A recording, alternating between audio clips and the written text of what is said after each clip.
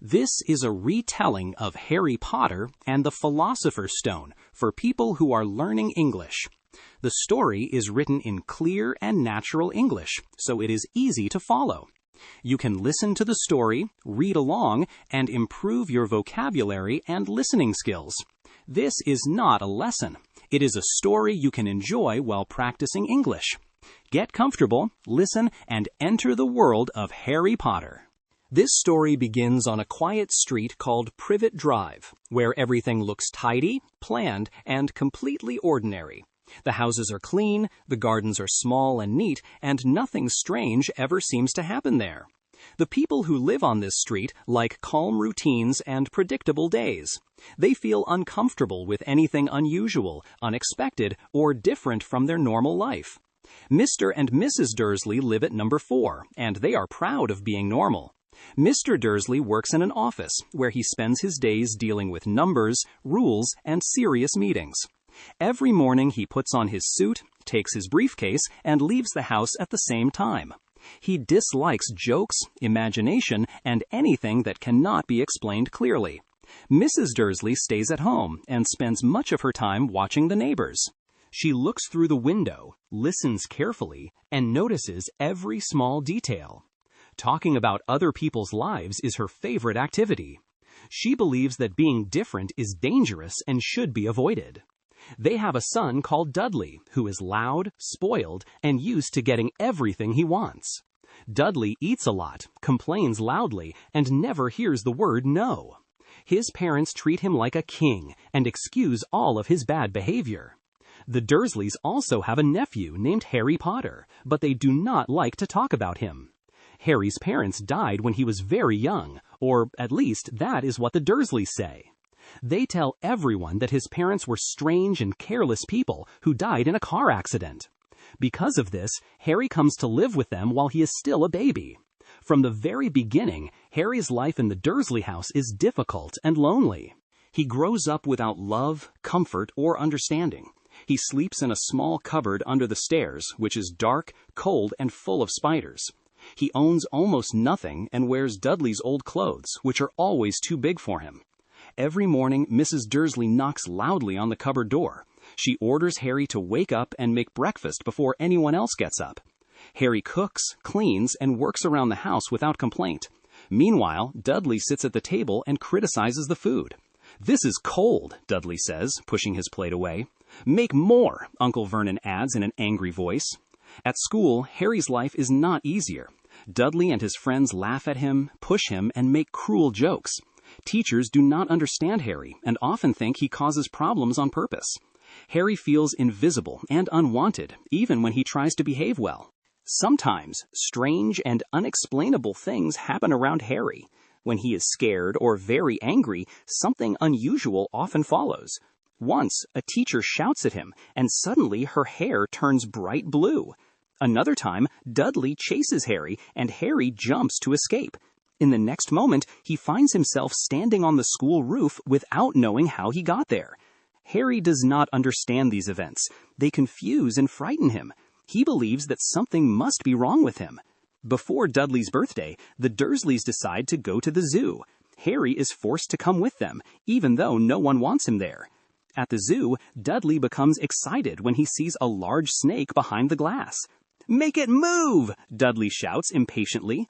Harry looks at the snake and speaks quietly, without thinking. "Hello," he says softly. To his shock, the snake looks back at him and answers. "Yes," the snake says, "I live here too." Suddenly, the glass disappears and Dudley falls forward onto the ground. A moment later, the glass returns to its place. Uncle Vernon is furious and blames Harry for what happened. "That was you!" he shouts angrily. Harry is punished once again and locked away. Soon after this, letters begin to arrive at the house. The first letter is addressed directly to Harry, which makes Uncle Vernon panic. "No letters!" he shouts, tearing it up and burning it. But the letters keep coming. They arrive through the door, through the window, and even through the fireplace. Each day, more letters appear, until hundreds of them fill the house. Terrified and angry, the Dursleys run away from their home. They hide in a small broken house on a rock in the middle of the sea. The place is cold, dark, and lonely, just like Harry feels inside. On his birthday, no one wishes Harry a happy birthday. He lies on the floor, feeling forgotten and unwanted. Late at night, a loud knock breaks the silence. Boom! The door crashes open, and a giant man steps inside. He has a thick beard, a heavy coat, and surprisingly kind eyes. "Sorry about the door," he says calmly. He looks at Harry and smiles warmly. "Harry," he says gently, "you're a wizard." Harry shakes his head in disbelief. "I'm not," he says quietly. "Yes, you are," the giant answers. This moment changes Harry's life forever. My name is Hagrid. Hagrid looks around the small house and notices how poor and empty it is. He sees the broken door and then turns his eyes toward Uncle Vernon. "You should have told him," Hagrid says angrily. "You should have told him everything about who he really is." Harry feels confused and lost. "A wizard?" he asks in a low voice. "What does that even mean?" Hagrid smiles kindly and sits down so he does not look so frightening. "It means you can do magic," he explains slowly. "It also means you belong in our world, not in this place." Hagrid gives Harry a small, slightly crushed box. "Happy birthday," he says warmly. Harry opens the box carefully. Inside, there is a cake with messy writing on it. The words are not perfect, but Harry smiles because no one has ever given him a present before. "No one ever gives me presents," Harry says softly, still holding the box. Hagrid's face suddenly becomes serious. He turns to the Dursleys with anger in his eyes. "You didn't tell him anything," Hagrid says. "You let him grow up like this, without love or truth." Uncle Vernon shouts loudly and steps forward. "He will not go," he says. "He will stay here." Hagrid stands up at once. "He will," he says firmly, and does not move. Harry feels protected for the first time in his life. Harry looks up at Hagrid. "My parents," Harry says slowly. "They died in a car crash." Hagrid becomes very quiet. "That's not true," he says gently. "They were killed by a dark wizard who was very powerful." Harry listens carefully, and his heart starts beating faster. "But you lived," Hagrid continues. "That is why everyone knows your name." Harry touches his forehead without thinking. "That mock," Hagrid says, "that is where it happened." Harry feels many emotions at the same time. He feels angry about the lies. He feels sad about his parents. He also feels confused and scared. "They were good people," Hagrid says softly. "They loved you very much." The storm slowly ends, and the night becomes quiet again. For the first time, Harry feels calm. The next morning, Hagrid takes Harry away from the Dursleys. They leave the small house on the rock and do not look back. They travel to London together. Harry looks out of the window during the whole trip. Everything feels new and exciting to him. They stop in front of a small and old pub. "Welcome to the Leaky Cauldron," Hagrid says. Inside, people suddenly stop talking. They stare at Harry and whisper his name. "Harry Potter," they say softly with surprise and respect. People shake Harry's hand and smile at him. Harry feels shy and does not know what to say. At the back of the pub, Hagrid opens a secret door. They walk through it together. They enter Diagon Alley, a busy street full of magic. Harry cannot believe his eyes. Shops are everywhere, and people in robes walk past him. Magic seems to be in the air. "This is amazing," Harry says quietly. They go to Gringotts Bank, where goblins work behind high counters. Hagrid takes Harry deep underground. "This is your vault," Hagrid says. Inside, there is a large pile of gold. "So much money," Harry whispers in shock. "Your parents left it for you," Hagrid says gently. Harry buys everything he needs for school. He buys heavy books, warm robes, and other magical items. At the wand shop, the old owner smiles when he sees Harry. "I remember your parents," he says slowly. Harry tries many different wands. Nothing happens, and Harry starts to worry. Then Harry takes one more wand. A warm and powerful feeling fills the room. The shelves shake slightly. "That's the one," the man says. Hagrid buys Harry a beautiful white owl. "She's yours," Hagrid says. Harry smiles widely. "I'll call her Hedwig," he says. That night, Harry lies in bed and thinks about everything that happened. His life has changed completely in one day. "I'm a wizard," he whispers to himself. For the first time in his life, Harry feels truly happy. The next few weeks pass very quickly, and Harry feels that time is moving faster than ever before. He still lives with the Dursleys, but everything around him now feels different and less important. Harry knows who he is at last. He knows that he is a wizard and that his life is about to change forever. One morning, Hagrid comes back to get Harry. "It is time," he says seriously. "You are going to Hogwarts today." They travel to London together and arrive at King's Cross Station. The station is huge and full of noise, movement, and people. Trains arrive, trains leave, and everyone seems to be in a hurry. Harry looks around carefully. "I don't see the platform," he says nervously. "There is no platform 9 3/4. Hagrid smiles and does not look worried at all. "Don't worry," he says calmly. "Just watch what happens." At that moment, a family with bright red hair walks past them. They talk loudly and happily, as if nothing is strange. One of the boys asks his mother a question. "Mom, what is the platform number?" "Platform 9 3/4, the woman answers without stopping. Harry listens very carefully. "That's it," he thinks. "That must be the way." Hagrid explains everything in a simple voice. "You must run straight at the wall," he says. "Do not slow down and do not stop." Harry feels very nervous. His heart beats fast inside his chest. He takes his trolley and starts running toward the wall. He closes his eyes because he is afraid of hitting it. Nothing hurts. Suddenly, he feels himself passing through. When he opens his eyes, everything has changed. Harry stops and looks around in amazement. A bright red train stands in front of him. White steam fills the air. People in robes talk, laugh, and say goodbye to their families. "I did it," Harry whispers softly. Hagrid smiles proudly. "You belong here," he says. Harry says goodbye to Hagrid, feeling thankful and excited. The train whistle blows loudly. Harry gets on the train and walks along the corridor. He finds an empty compartment and sits down. Soon, a red-haired boy opens the door. "Can I sit here?" the boy asks politely. "Yes," Harry answers. "My name is Ron," the boy says. "Ron Weasley." "I'm Harry," Harry replies. Ron looks at him with wide eyes. "The Harry Potter?" he asks in surprise. Harry feels shy and uncomfortable.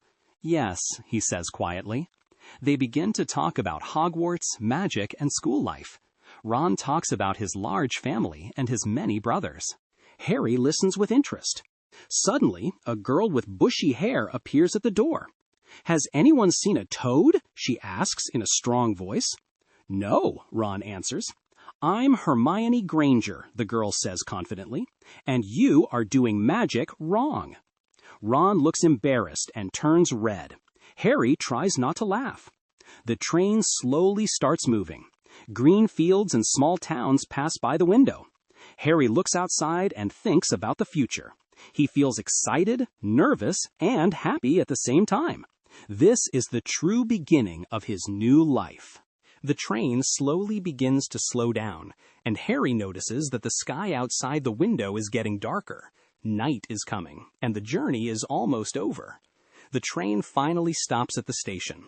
Students get off one by one, carrying heavy bags, suitcases, and cages with animals.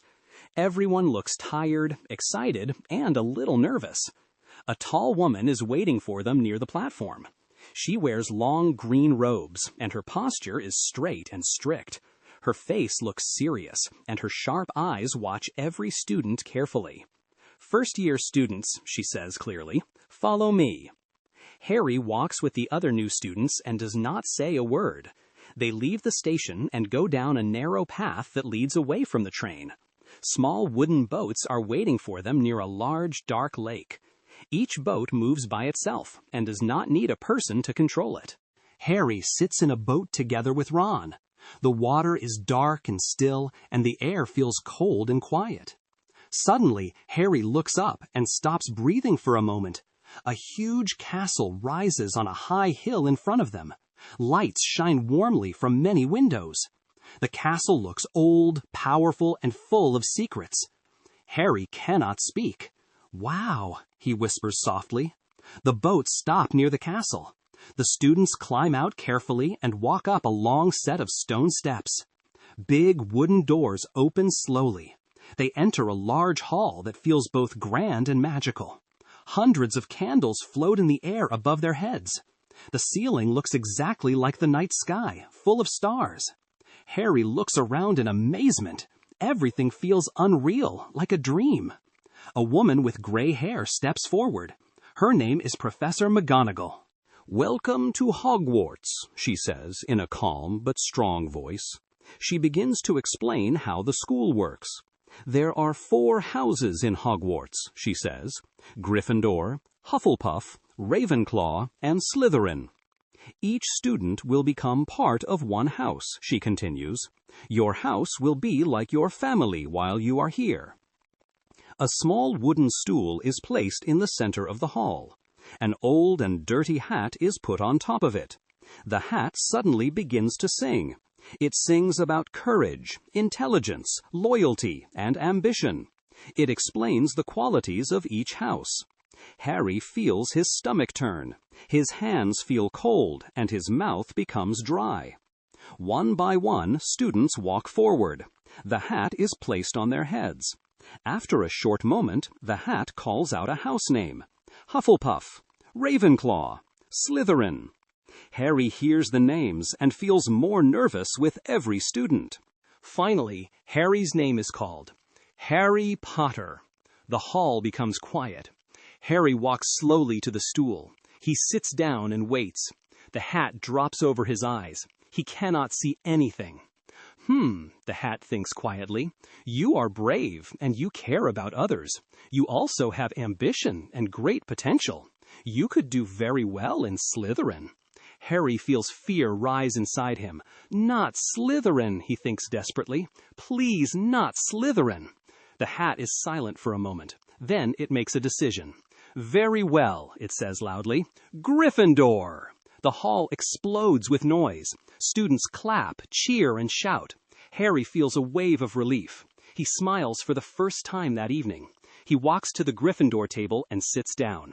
Ron joins him, smiling widely. The feast begins immediately. Delicious food appears on the tables as if by magic. Harry eats happily and looks around. For the first time, he feels safe and truly welcome. This moment marks the real beginning of his life at Hogwarts.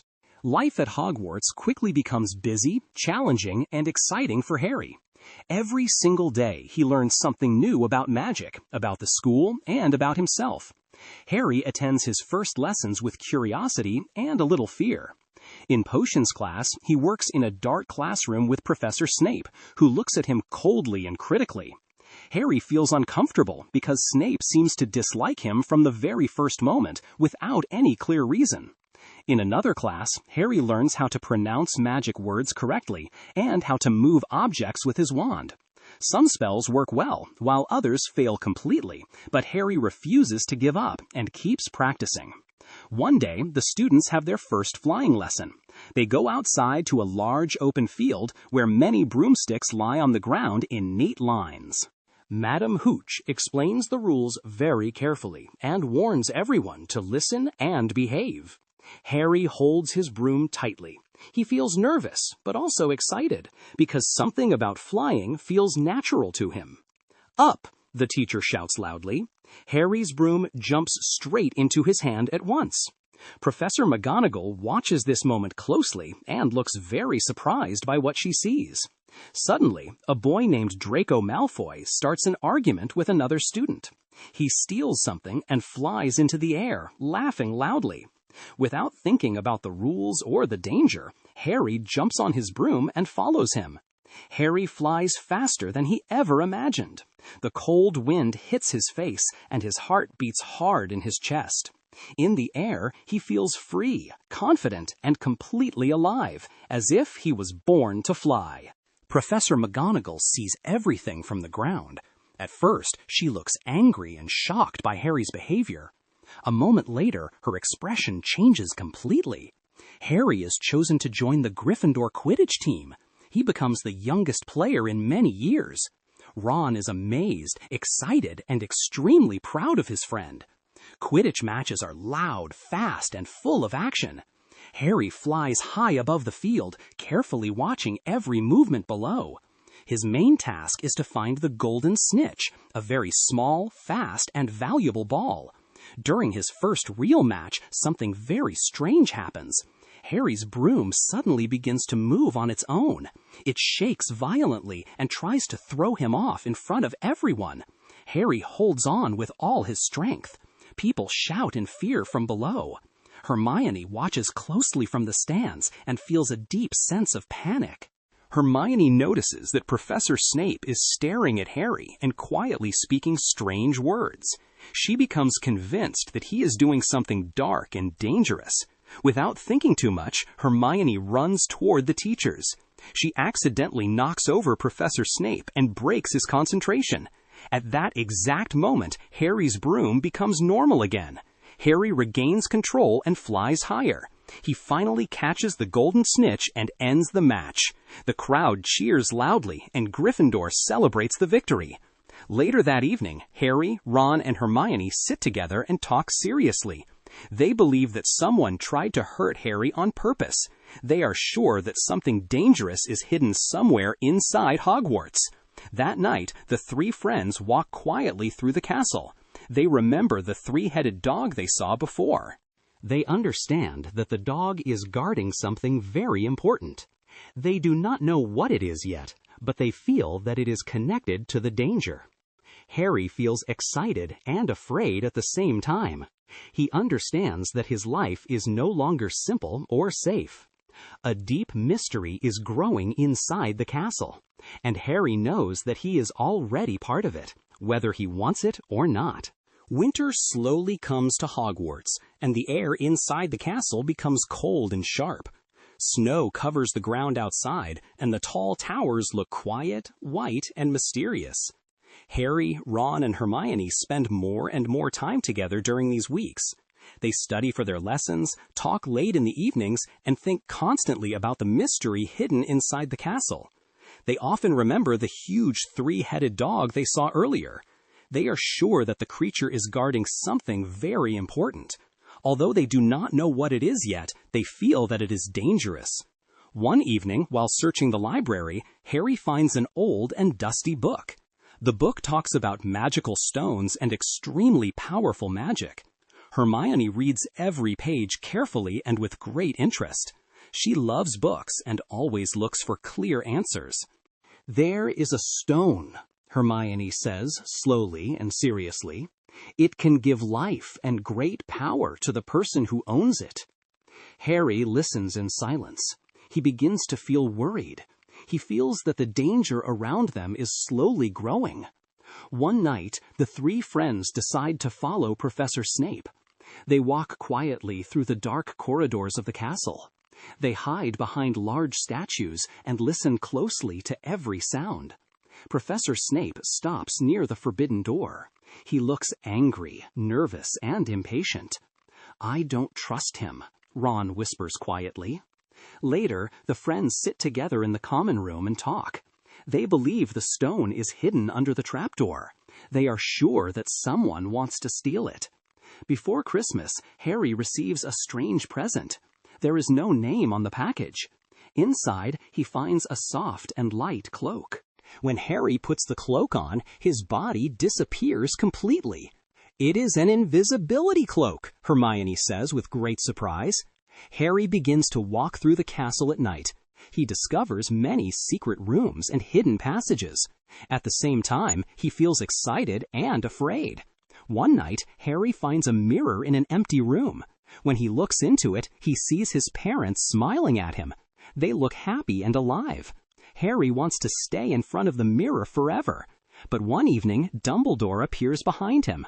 The mirror shows your deepest wish, Dumbledore explains calmly. It does not show the future or the truth. Harry understands the warning. He knows that he must be careful and not lose himself. Spring arrives, but the feeling of danger becomes stronger. Harry feels that something bad is about to happen. One night, Harry wakes up suddenly. He knows that the time has come. "The stone is in danger," Harry says firmly. "We must stop whoever is trying to steal it." Harry, Ron, and Hermione go down through the trapdoor together. They fall into darkness. A giant magical plant catches them and wraps around their bodies. It holds them tightly and does not let them move. "Don't move," Hermione shouts. "It hates light and warmth." They manage to escape and continue their journey. Soon after, Ron faces a dangerous game of wizard chess. He sacrifices himself so that Harry can go on.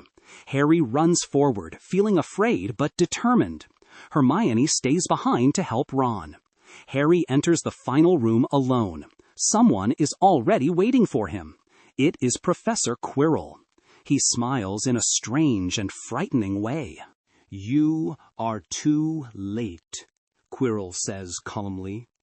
Harry feels afraid, but he does not turn back. He knows that he must face this final test. This is the hardest and most important moment of his first year at Hogwarts. Harry stands alone in the final room and feels the heavy silence around him. Professor Quirrell looks weak and tired, but his eyes are full of fear and dark determination. "You are brave," Quirrell says quietly, "but you do not really understand what is happening here." Harry feels confused and tense. He listens carefully to every word. Quirrell begins to explain the truth slowly and painfully. Another dark power lives inside him and controls his actions. It uses his body and his voice to survive. Harry suddenly realizes who the real enemy is. A cold feeling spreads through his body. Quirrell moves closer to Harry and reaches for the stone. He believes he is finally going to win. Harry touches Quirrell's hand without thinking. Suddenly, Quirrell screams loudly in pain. Harry does not understand what is happening. But he does not let go, even though he is terrified. Quirrell's body begins to burn under Harry's touch. The dark power cannot stand Harry's presence and starts to disappear. Harry feels extremely weak. The room spins around him. Everything slowly becomes dark. When Harry opens his eyes again, he is lying in the hospital wing. Soft light fills the room, and everything feels calm and safe. Professor Dumbledore sits near his bed. He looks tired but kind. He smiles gently at Harry. "You did very well," Dumbledore says. "You showed great courage and strength." Harry asks many questions about what happened. Dumbledore answers them calmly and clearly. "The stone is safe now. It will soon be destroyed so that no one can use it again." Harry learns about love and protection. He finally understands why he survived as a baby. Slowly, Harry begins to feel better and stronger. Ron and Hermione come to visit him. They laugh, talk, and joke together. They are happy to see each other safe. Soon, the school year comes to an end. Students pack their bags and prepare to leave Hogwarts. At the final feast, Professor Dumbledore speaks to everyone. He gives points to students for courage, loyalty, and true friendship. Gryffindor wins the House Cup. The Great Hall fills with cheers and celebration. Harry feels proud of his friends and of himself. He also feels deeply thankful. The train later takes Harry back to London. He looks out of the window and thinks about everything that happened. This time, he does not feel sad to leave. He knows that Hogwarts is his true home now. Harry smiles quietly. His story is only beginning.